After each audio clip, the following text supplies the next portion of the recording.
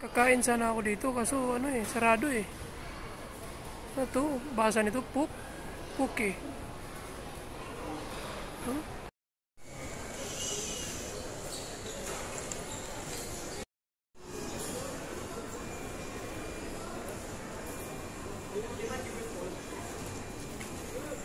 Shit, paano ko ubusin to? Ang dami pala, animal.